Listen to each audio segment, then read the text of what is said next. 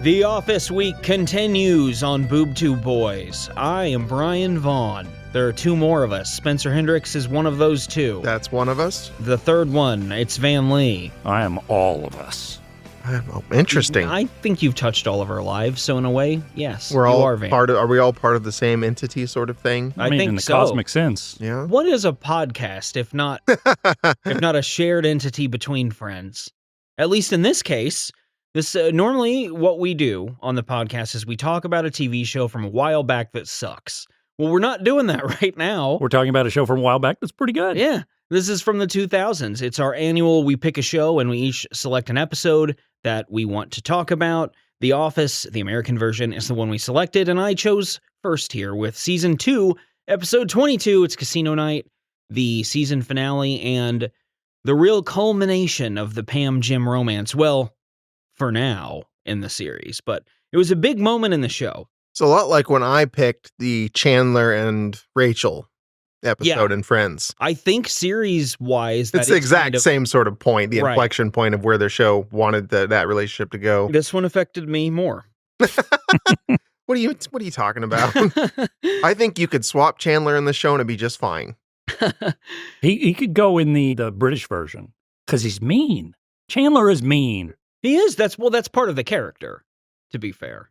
But yeah, he is. He would fit better in the British one. He's also Canadian. I didn't. I the meant Commonwealth. I meant Ross. I'm sorry. I messed that up because it was Ross's and Rachel thing, right? That was in that. That's okay. I don't know. That's okay. We can talk about Chandler too because of the Matt Perry thing. But yeah, I meant Ross. Sorry, I meant David Schwimmer. Matt Perry, R.I.P. Let's put Ross in The Office is what I was trying to say. He'd fit in your episode because he's basically Gabe. Yeah, That's true. Tall, sweaty serial killer type. Exactly. That is actually a really good comparison. Mouth agape, spiders in there. We're going to discuss this episode a little differently than normal in that the plot is going to be kind of touched upon, and we're mostly just going to talk about things we want to talk about with the episode. And we covered a whole bunch in the overview in the last episode. We sure did. I have a few stray facts about Casino Night specifically that I found out from reading the Andy Green Office book that I mentioned in our overview episode. One of the things I already said, this is the longest Office episode up to this point. The first time they went a little longer, and it's justified here. They had to finish a lot to finish the season. I can't stop laughing because in my head, when you said Andy Green Office book, I thought you were going to say Andy Griffith Office book. Andy Griffith wrote a book about The Office. Sorry. I spent my time defending criminals and watching The Office. There you go on. I just couldn't get that thought out of my head once I heard that. I don't blame you. Anytime Andy Griffith gets in my head, he gets stuck in there too, in his pastel suit. This episode also was written by Steve Carell at Greg Daniels' request. He basically said, you know the characters here. This is a big one. What do you want to do here? And, it's obviously a whole staff, but he came to the table with what you see here, effectively. And then jokes were added, things like that. This was also really, the final thing I wanted to mention is the ending of this episode, which is pretty famous, it takes place in the office when no one's there except for Jim and Pam. And a lot of work was put into the reality TV camera stuff here to make it believable that anyone would even be able to get this on camera. The idea being a camera guy sees something in the parking lot and then they're rushing a little behind to try and get upstairs to see what Pam's doing. They beat Jim there a little bit, but they're staying a little bit out of view. So this is one of those things that everyone knew this is going to be a big thing for the show, so we need to not mess it up. Weirdly, not the first time that Pam and Jim kissed, though, technically, because of the Dundies excited Pam drunk. Oh, kiss. Right, yeah. Was that on the cheek or was that a That I think that right was on the full, mouth. yeah. Okay. Yeah, that was a very emotional episode in its own way, It kind of was. leading up to this. And that's the one that's the first episode of the season, so it's kind of fitting that this is the ending one. yeah, that does make a lot of sense. And that Chili's episode with the Dundee Awards thing is one of my favorites. It's amazing. I just watched that again. It's great. Another one that I did consider. There are just a million I considered.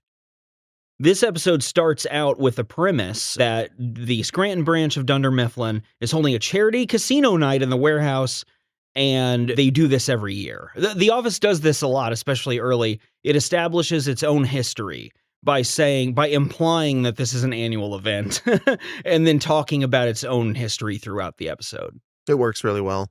We find out right away in relation to this casino night, Pam and her fiance Roy, who she's not happy with, that's David Denman, have very different excitement levels for going to casino night. Roy doesn't want to. This is always Roy. Pam is excited to see her coworkers, specifically Jim, outside of work.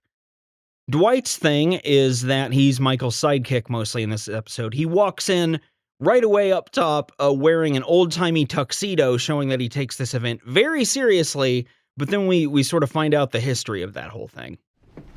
Excuse me, how long is the wait for a table for two? I would never, ever serve you. Not in a million billion years. It's a nice tux. I know.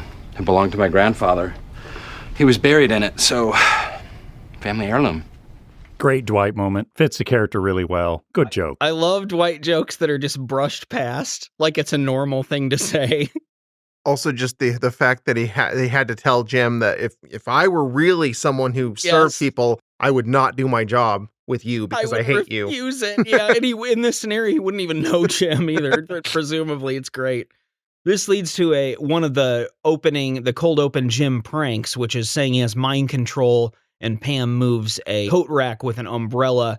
And for the rest of the episode, Dwight kind of believes Jim does have mind control powers. Well, the character Dwight has that innocent, just simpleton farm boy kind of outlook. He grew up, with German Amish people? I think there's a bit of mysticism built into him, and that he believes in old German wives' tales, so like he's bound to believe supernatural stuff.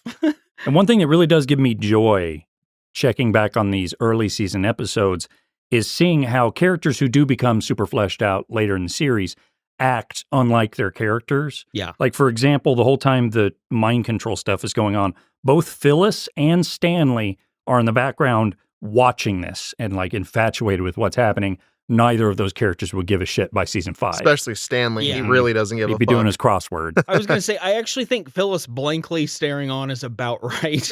But Stanley, I think, would not even know what was happening. But also, Angela is already spot on because she's furrowing her brow and she gets on the phone and ignores it. They had her figured out from the first day what they wanted to do with her. There are some side characters that just really get moments to shine in this one that show how fleshed out they already are in their idiosyncrasies. One of the other main plot points of this one is that Michael has he's had a crush on his boss, Jan Levinson Gould, now just Jan Levinson, because she's gotten divorced, for a long time. And the joke up to this point has mostly been she's unattainable, she's a clear-headed professional. By now, though, we've seen her crack a little bit. At a dinner at Chili's with Tim Meadows and Michael, she wound up kissing Michael afterwards, and they spent the night together, didn't sleep together. That was a whole thing. And Michael cannot keep his mouth shut about stuff like this. So he's still acting like Jan wants him effectively, but deep down he knows that's not the case. An early office Jan is so good, and she's still great by the time we get to my episode. The progression of her is fantastic. Because she's a woman who had it all together. She's a career-oriented, strong woman who her world starts to fall apart when she gets divorced, and she gives in to whatever temptation Michael Scott represented to her. And then the foundation just crumbles from there on. And it's a great character study. Yeah, it's a cool, like, in that moment with Michael, she gets to be dumb and sort of like have power over him, like in the beginning. And I think that's what draws her to him, his kind of the childlike thing, like we talked about in her moment of weakness. But it's also like her midlife crisis colliding with his midlife never figured anything out, which is, it's a really cool juxtaposition. So Michael invites Jan to drive down from the corporate office in New York 2 hours away to come to this office casino party. She hangs up on him when he does this. He also invites his realtor, who happens to call, who's Carol in the show. It's his real life wife, Nancy. Nancy Walls. Invites her thinking like, well, what the hell, Jan's not coming anyway. And probably doesn't think Carol's going to come anyway. I like the detail that Michael deep down invites Carol because he knows he doesn't expect Jan. For real. And like it belies the confidence he sometimes shows outwardly about how he thinks Jan wants him. But you also see the bubbly, happy-go-lucky personality of Michael in requesting it. And he's like, hey, why don't you come? It's just, it's a very infectiously joyous character trait that he has at times. The big thing here, and this is an old sitcom trope but played well, is both of them wind up showing up at the casino night party. And Michael has to juggle that, but in reality, he's not juggling anything, which is the payoff here. He's not dating either one of these people, and he's acting like he's essentially doing something devious. And he winds up with Dwight kind of as his security, like running around telling him who's where. Dwight, of course, is not good at this. He's no Reno Reigns. He's not good at his job. No, if this were his job. I mean, he's pretty good at his job as a paper salesman. Yeah, he is. Dwight is good at sales. He gives a speech. He's dedicated to it. I take it back. They should have had a voiceover at this episode. He was good at his job until he committed the ultimate sin and talked to Jim, I guess. I guess that would be what it is. I mentioned there's a charity at the heart of this episode. That's why they're doing the casino night. It historically is mentioned that it's been the Boy Scouts of America, but everybody's tired of this, wants to switch it up, and they all have some dumb suggestions of varying plausibility. We find out that whoever has the most chips at the end of the casino night gets to donate $500 to the charity of their choosing, and they also get a mini fridge. We'll learn more about that later. For me, the highlight of this scene, where everybody's discussing the charities, is the Toby and Michael exchange, in which Michael kind of casually pitches to Toby, kind of like they're just talking about the event and what else might be going on at it, and then they don't get along. Oh, and another fun thing. We, at the end of the night, are going to give the check to an actual group of Boy Scouts, right, Toby? We're going to... Actually, I didn't think it was appropriate to invite children since it's, there's gambling and alcohol and it's in our dangerous warehouse and it's a school night and, Hooters is catering. Is that enough? Is that enough? Should I keep going? Why are you the way that you are? The pause length is absolutely perfect. Uh-huh. This is one of the early jokes that landed so hard with me that, me too. That this show lives rent-free in my head, to grab the parlance of the times because of lines like that. And the Michael-Toby relationship is one of my favorites throughout the whole run of the series. Another good thing is because this show is supposed to be a real workplace, they got the writers, who are not actors, to play characters. Yes. Toby here is played by Paul Lieberstein, and he's fantastic at it because he's not an actor. He fits the role really well. He feels like an HR manager. He fumbles a bit over lines, and that's realistic, but not so bad that it's obnoxious. So it's so good. This scene, I remember specifically watching with you guys when we were experiencing it together for the first time, because Toby and Michael have had something simmering under the surface the whole point of the show to this time. Yeah. This is the first time Michael just flat out says something to him, and you guys immediately laughed hysterically, and I was horrified. I was like, oh my God, he is going to tell his HR person that he hates him. I was so scared of what was going to happen in this scene. So I was not even amused because Michael looks like he's about to blow up on him. And that's another one of the Steve Carell things, is he plays the simmering anger so well. It's good. By the time he's done with the "Why are you the way you are," it's all silly again. Of course. When he finishes, he said, "What does he even say after that?" Something along. He continues along those lines a little bit. It's a while, and then all of it in the end is like, "I don't like the stuff you do." It's all I just it don't is. like you. I can't for the life of me remember if this was a scene or not, or it happens later. But at one point he says, "I hate everything about what you choose to be." That's the end of this. It's so good. It's so mean. It just looks at first though like it's going to be a big blowout fight where he just basically ends up not being able to work there anymore. And one of those I blew up and quit my job sort of moments. But Toby's such a sad sack. He just takes That's everything. the thing, is Toby would never do that. He always avoids conflict. But one of my favorite things about this scene now, watching it, is Paul Lieberstein has a little smile on his face when he's reading the line. That might be because he's not an actor. I think if he was a trained actor, I'd be like, oh, that's on purpose.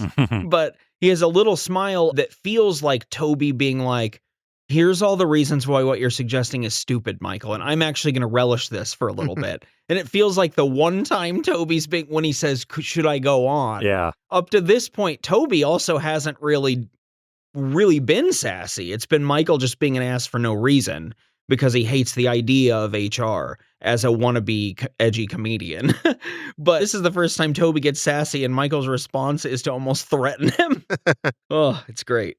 Another one of the things, the side plots going on here, Jim and Pam wind up watching tapes of bands who are auditioning to play Pam and Roy's wedding, and one of those tapes is Kevin's band, Brian Baumgartner, as previously mentioned by Van, and they're called Scrantonicity, and they do Police covers. It took me too long into life to realize Synchronicity is the album title of, well, it's one of the Police's album titles, and that's what it's a pun off of. I didn't realize that until I was like in my 30s. The scene where we see Jim and Pam in the conference room watching the tapes, I mentioned this in our overview. This is one of the first moments of the episode where I'm like, Jim and Pam feel very believable together. They have that like young love, but they haven't really addressed it yet energy of we're doing a project together and joking around and not really even realizing the consequences of any of it yet. It's also a thing that Roy doesn't want any part of. And it's important to Pam that she do this and figure out a wedding music thing. Roy doesn't give a shit. Jim's all over it. So it's a thing they can enjoy together, and it's chemistry they have that she and Roy don't, among a lot of other things. Exactly. There are, throughout the show up to this point and after, there are a lot of little asides with Pam where she unknowingly says something super telling. This episode has one where she essentially says, I really enjoy hanging out with Jim. It makes me not think about the stress of getting married. Yeah. Which tells you everything you need to know. I'll say that, as a fresh-faced young kid watching it, everything was just funny and great. As a cynical adult coming back to rewatch this, Jim in particular coming up and saying, because Pam didn't want to watch the tapes, saying like, these are people who didn't give up on their dreams.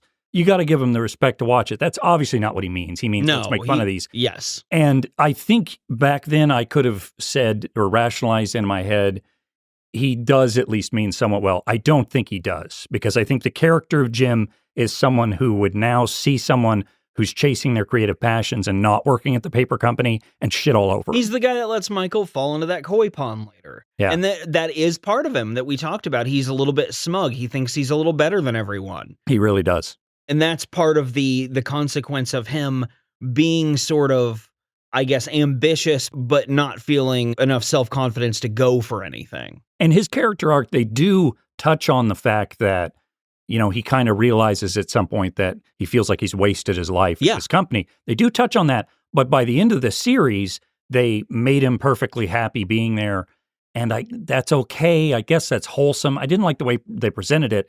But then they retcon it all and they're like, sports. And then he makes a fuckload of money. There and is super were successful. a lot of interesting directions they almost went. Yeah, but they didn't go there. Yeah, and I understand why, but I would have rather seen that stuff examined if the show was going to go on as long as it did.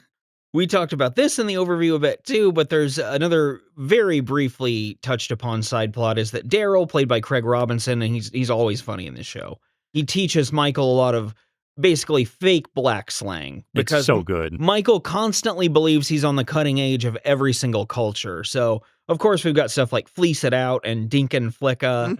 It's just stuff that means nothing at all. So I watched this on Peacock the first time, which is Peacock is NBC's app. This is the company that made The Office. The captions, because I'm deaf, were on.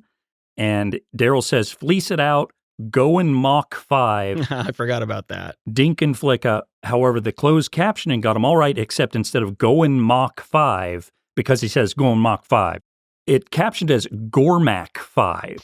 Wow. Gormac, and I don't know what that is. Sounds like a sci-fi movie. It's like Babylon 5, Yeah. Gormac 5. But that's not the last weird captioning thing that'll pop up, I think, this episode, but certainly in the episodes we cover. It's kind of weird because despite NBC owning or running the show, airing it, Netflix streamed it first. So I wonder if there's some weird, I don't know, like Peacock having to recaption. I don't know how that stuff works. I don't know either. Once we actually get to the casino night, we get a lot of character moments here too. We find out Kevin has won a World Series of Poker bracelet. I like that detail because he's also an accountant.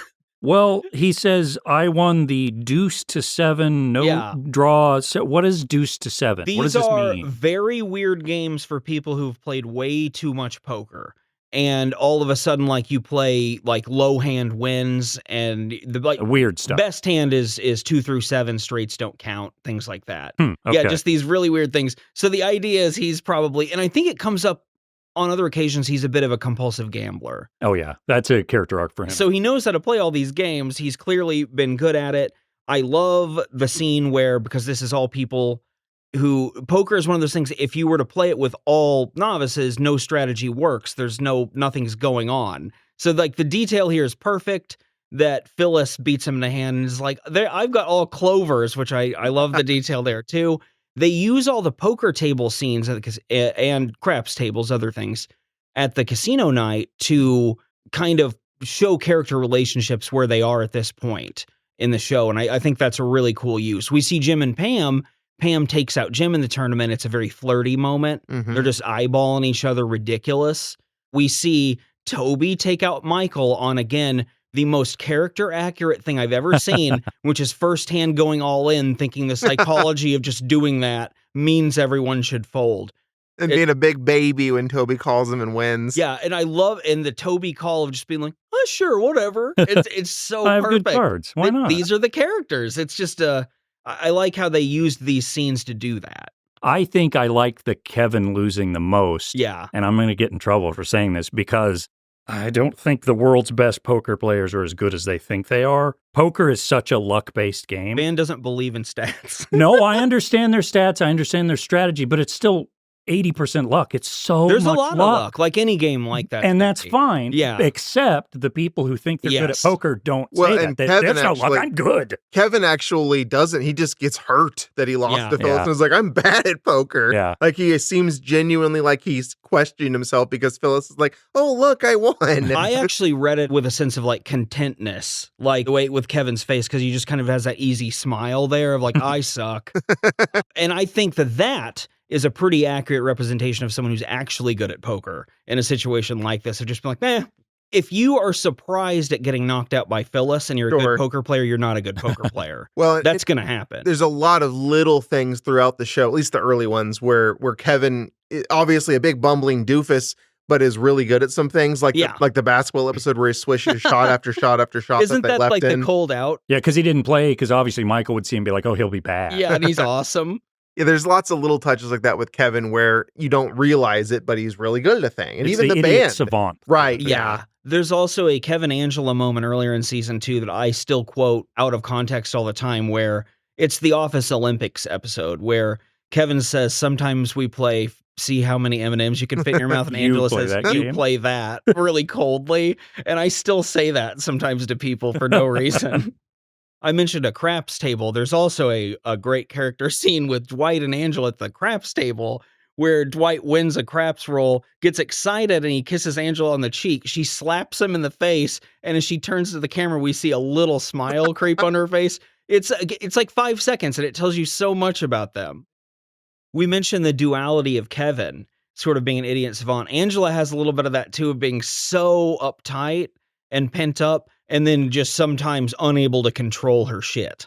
That's why she winds up sleeping with a lot of people over the course of the show. You've had 2 instances of 2 men dueling over you? I guess I have. A logical direction they go with Angela is to make her sort of enjoy that. Jan and Carol, we talked about, they were at the casino night at the same time. They start talking. Jan's really passive aggressive. It's really good. Melora Hardin, who plays Jan, It's just so good. perfect. I love her in this show. I see her in the office and I'm like, there have to be more roles at least like this she could be playing. Yeah. And I never see her in anything else. I don't either. Hmm. But yeah, she's great. We find out in her conversation with Carol that Carol does think this is her first date with Michael.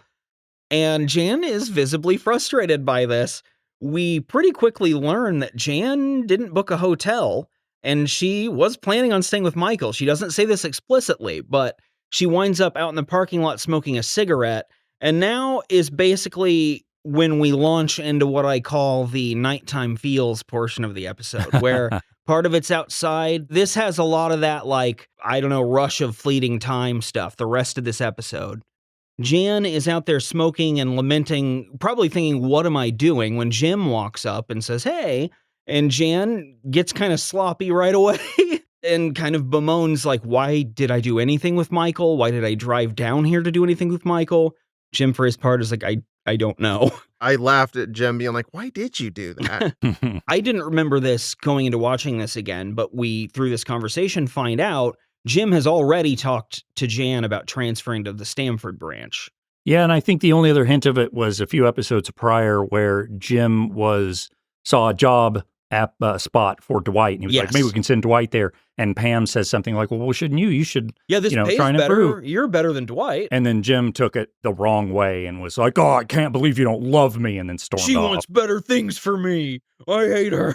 By the end of the episode, they hash that out. Yeah. Doesn't an episode close where Jim is going to go ahead and apply for that? I think it's that one. Is it? There's just one of those things, someone's talking and it shows him going and applying for the position. It's quiet. I think it's that's when he on goes for the background. manager, like he puts his name in for the manager Or when thing. Michael thinks he's getting promoted Jan's Okay. job. Yeah, that's right. So we find out that is a possibility here. And what's causing this is he can't, he wants Pam. He wants Pam. He can't stand to see her get married to Roy. He was even planning on skipping their wedding to go to New Zealand at one point.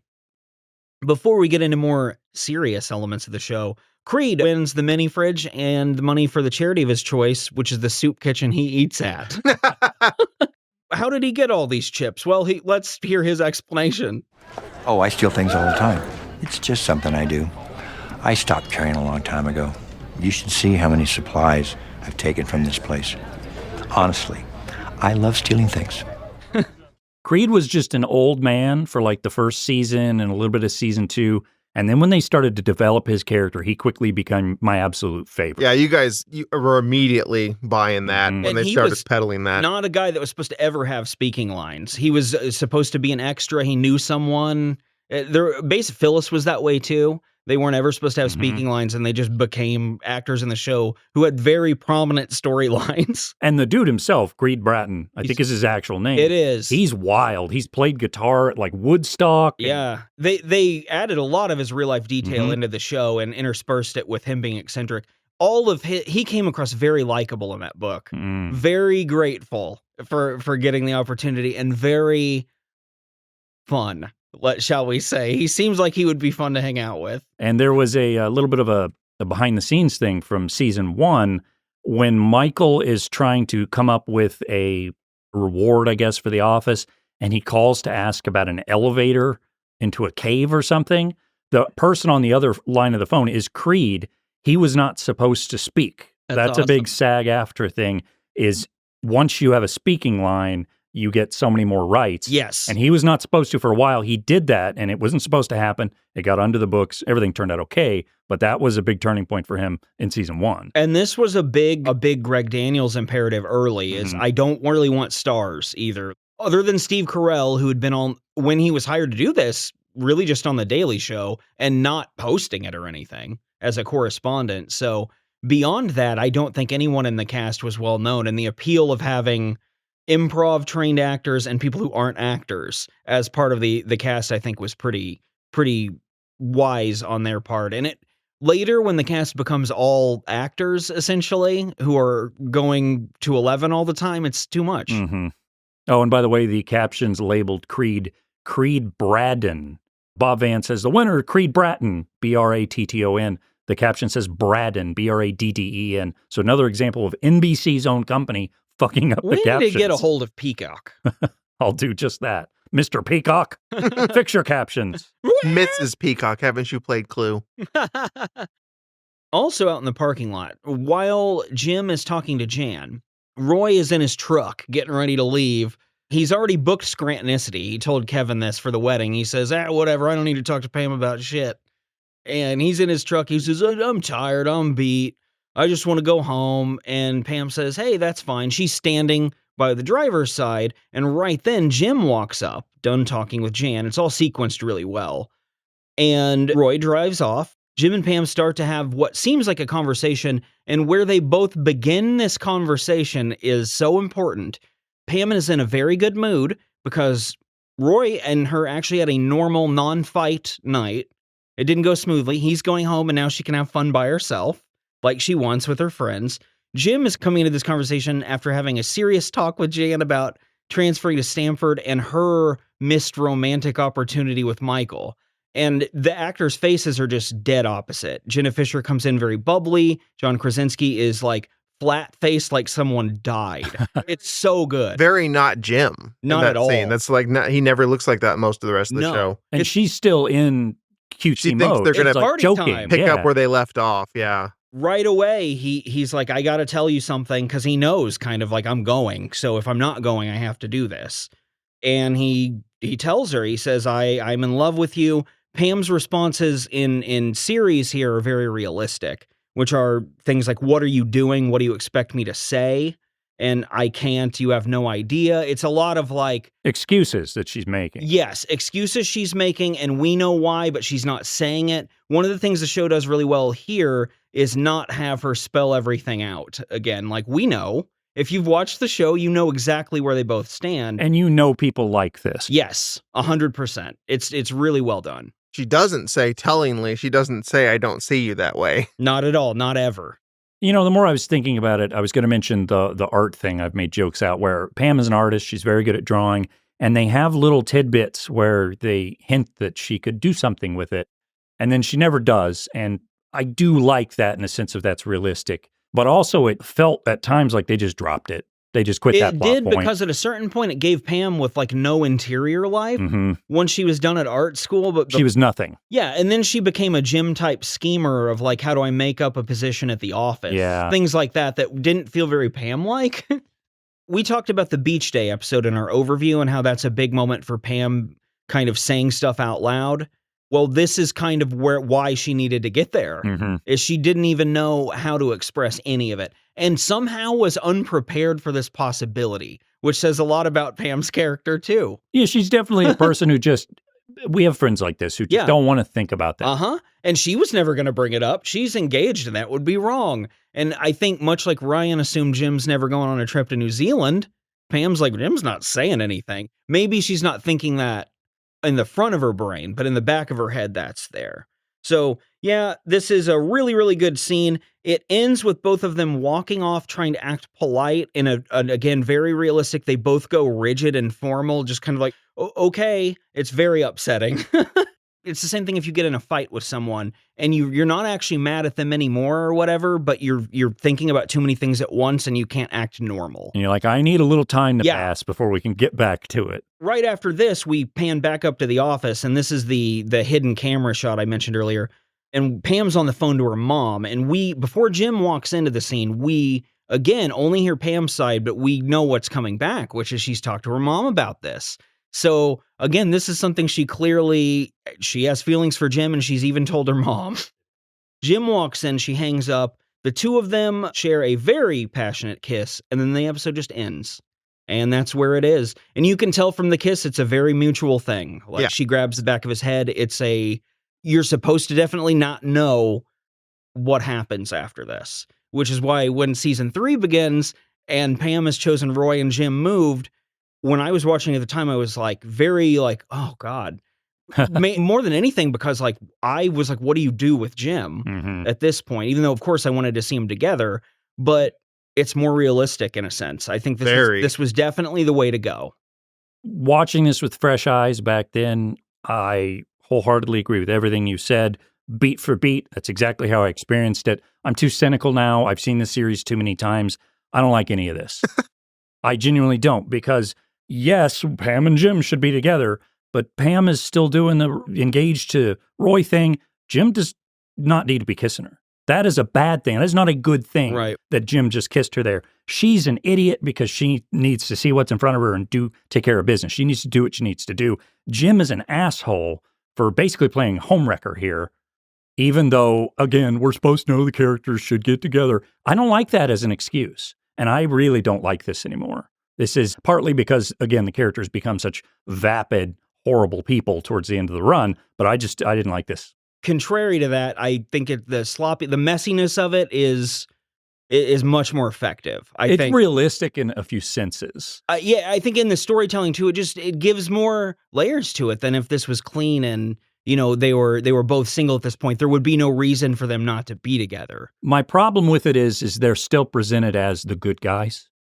Yeah, and I don't like that. I think if you're going to be doing this, they're not the good guys. And I obviously prefer when we have nuanced characters in any show and like that better. But I think this is too much of the good guy gets away with anything they want, no matter what. It's infringing on your danger zone then. A little bit. Well, for me, I think the only reason why I'm not as struck by it as I was 17 years ago or whatever is that I've seen a lot more shows since then that I'd seen at that time.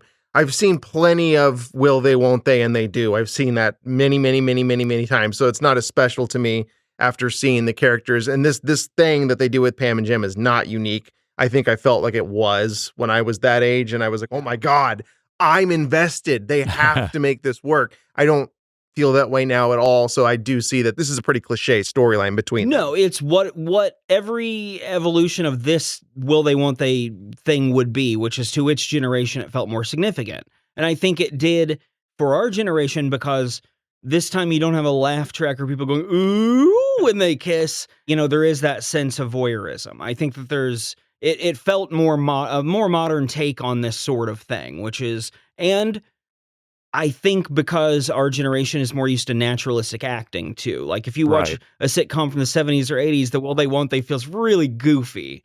And this may feel tropey in the fact that it's happening at all, but at the time it did feel superior in its execution. Yeah, I was very into it at the time period and I was very emotional about how perfect they were for each other and the torment of not getting that payoff in the moment. It was very impactful. Like having hindsight and all these years later, it doesn't hit me that same way. I think it can't hit me the same way because I know what happens.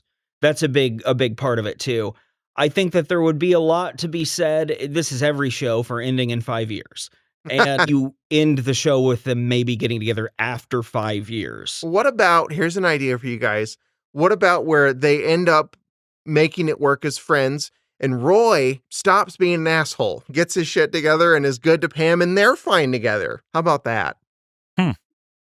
I'd have to see it play out to tell you how I don't think you could write that into TV. I don't think that's going to happen. You would never have a character like Roy turn into a good guy. That would never happen.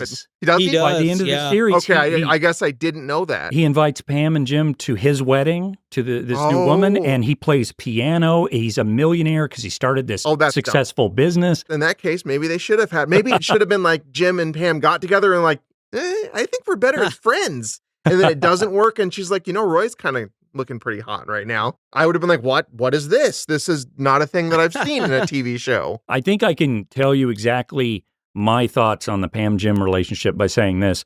Karen was better for Jim. 100%. They should have stayed together. When we talked about the episodes we wanted to cover that we couldn't, and I mentioned that time period in the show, that would have been a really good dynamic, that relationship to explore. Yeah, another pretty big character in the show, Rashida Jones as Karen Filippelli. Who I didn't know is Quincy Jones's daughter. Yeah. Nepotism again. But whatever. I like her. Good. I love her. She's great at her job. Like a real do it again. And then, of course, another Parks and Rec tie-in right there, too. And that's kind of what I meant before of why the show felt and still feels like plot development-wise pretty unimpeachable. Jim and Pam they do pay for their situation in a sense in season 3. Like Pam goes back to Roy not because she wants Roy, she does it because she's selfish and it's easier. Mm-hmm. She feels like she has to. Both of them go down together in a sense. And Jim, though, I do think to your point, Van, gets off pretty easy. By all he has to do is move and make out with Rashida Jones. That sounds awesome. Yeah, I know. But yeah, I liked that in season 3 they did not get them together, and it's like I even think, even though there's great episodes after a lot of them, the end of season 3 where you just know Jim and Pam are going on a date is as far as you need to know. Honestly, that'd be a fantastic finale for the series. Because there's too much. Once you get to the part where they're married and having kids and arguing about marriage stuff, it's like, this needs to turn into a drama where they hate each other or I'm done. That's what I'm saying. Yeah, go back around the other direction if you're going to let them have perfection together. Yeah, exactly. Yeah, no, they present them with that dramatic aspect of it, but then it's still a comedy and it doesn't work. Yeah. I want to see a flash forward, like 50 years. Like and I want to see them become like Maria and Frank and Everybody Loves Raymond. And they get bitter. That scene where he's wiping the makeup off her face and being mean to her. Like if they wanted to go into their happily ever after, let's see how fucked up it is. And then their little kid walks in and is like, Dad. And then their giant kid walks in and goes, oh, Dad, what are you doing? And all the while, Jim and Pam are still played by the same people. Cece, that's their daughter. I know that one. Then there's another one that comes later. I don't remember any of that. Yeah, I don't remember that one's name, but I did remember the Cece one. I think it was Cornpo, but I'm not sure. Well, speaking of dysfunctional relationships, next time around, we're going to be talking about Dinner Party, Season 4, Episode 13. Van's hosting. It's one of my very favorite episodes. It is brutal. I'm excited to go over this one. It's so fucking good. Until then, though, go see us on YouTube. Go to our Patreon channel. It's free, or you can pay us. We've got stuff up there. Give us a review on Apple Podcasts. We'll get a review of Kevin spilling that big thing of chili, or we'll get a tattoo of that, rather. I'd do that. Yeah, on our bodies. Yeah, I don't know. Is there anything you guys want to say? I think we should do a Discord shout out. Let's start plugging that Discord. Yeah.